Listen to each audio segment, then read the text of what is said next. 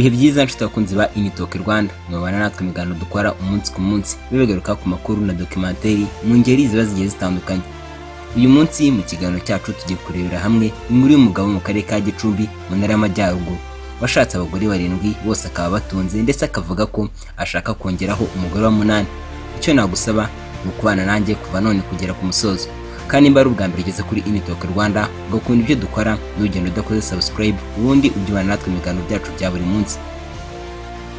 Iyi nkuru itangaje umugabo washatse abagore 7 kandi bose babayeho neza ni inkuru y'umugabo witwa Minani Evariste utuye mu mudugudu wa Nyande mu kagari ka Nyarutarama mu murenge wa Byumba mu karere ka Gicumbi mu ntara y'Amajyaruguru. Uyu Minani inkuru ye ikomeje gutangaza abantu benshi bibaza ukuntu yashatse abagore 7 akaba bitaho kimwe, ndetse akaba ateganya no kongeraho umugore wa 8. Ubundi Minani Evariste yavutse mu mwaka w'1971 akaba afite imyaka 55 y'amavuko. Minani nubwo afite abagore 7 babayeho neza kuko uyu mugabo ari umugwizatunga wakuye amafaranga mu bucuruzi. Minani yahiriwe n'ubucuruzi bwo mu cyaro, ni umugabo uvuga ko yivanye mu buzima bwo gucuruza kalendari kugeza naho ahirwa no guhiga ifaranga kugeza ubwo ahindura isantere y'ahatuye, none rubanda rukaba rumwirahirira. Muri aka gace Minani atuyemo yabaye ikimenya bose kuko afite inzu z'ubucuruzi zigera kuri 5, ndetse akaba yarubakiye abatishoye bararaga Rwanambi bagera kuri 4, ubu akaba bamwenyura. Uyu mugabo kandi agira uruhare mu kubaka ibikorwa remezo by'ahatuye birimo amavomo y'amazi meza, gusana imihanda, ndetse akaba niyambazwa iyo hari inkunga ikenewe.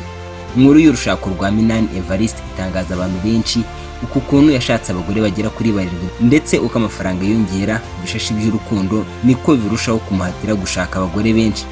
Mu kiganiro yagiranye n'abanyamakuru ba Radio Ishingiro yabahamirije ko kuri ubu ngubu afite abagore 7 kandi bose abitaho kimwe. Mu magambo ye Minani akaba yaragize ati: abagore banjye buri umwe mubakira ukwe kandi akaba afite imirima ye, bose mbakunda kimwe. Ku bijyanye no kuzuza amabanga y'abashakanye, Minani avuga ko nta mugore atera ishyari kuko bose abagenera ibihe bingana kandi akabaha ibikwiye ku buryo nawe kwifuza kumuca inyuma. Ahangaha Minani akaba yaragize ati: njyewe icyo nshaka nuko abana banjye babaho neza, naho iby'akabariro iyo mbonye akanya ndagusura, iminsi 7 ndayibasaranganya. Minani avuga ko mu kwirinda amakimbirane hagati y'abagore 7 uyu mugabo avuga ko buri umwe abiwe undi akabiwe, kandi ko abubakira mu midugudu itandukanye n'utugari dutandukanye.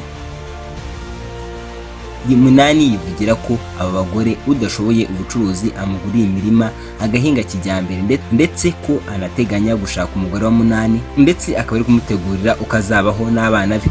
Abaturanyi b'uyu Minani Evariste uri mu kigero cy'imyaka 55 y'amavuko bahamya ko ari umugabo w'umutima mwiza, kandi bakemeza ko nawe waburara yamugezeho kuko ngo atagira ubugugu.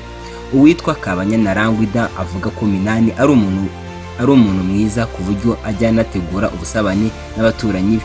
Rangwida akaba yaragize ati: ni umuntu mwiza cyane, sinaburara Minani ahari, kandi bigera n'igihe abaturage bose akaduha ubusabane no gutangira umwaka yaduhaye agacupa turinywera. Undi mugabo witwa Nemiyabahizi Stefano we avuga ko Minani usibye kuba ari umugabo uzwiho kugira abagore benshi kabana mu mahoro, ngo yicisha bugufi kandi akanagira uruhare mu iterambere ry'ahatuye.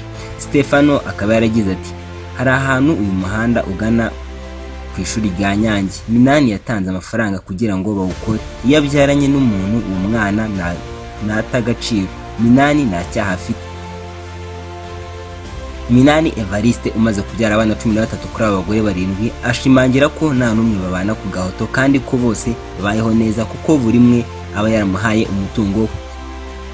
Ngayo nguko reka nsoze mwibariza kino kibazo: ese aho ngaho utuye haba hari undi mugabo washatse abagore benshi nka Minani Evariste? Reka nkubwire ngo nahadusubike ikiganiro cyacu cy'uyu munsi. Niba ari ubwa mbere ugeze kuri Initalk Rwanda ugakunda ibyo dukora, ndagusaba ko wakora subscribe ubundi ukajya natwe ibiganiro byacu bya buri munsi. Reka nkubwire ngo icyo ugomba kumenya kandi ukazirikana nuko twifuriza kugira ibihe byiza mu byo ukora byose.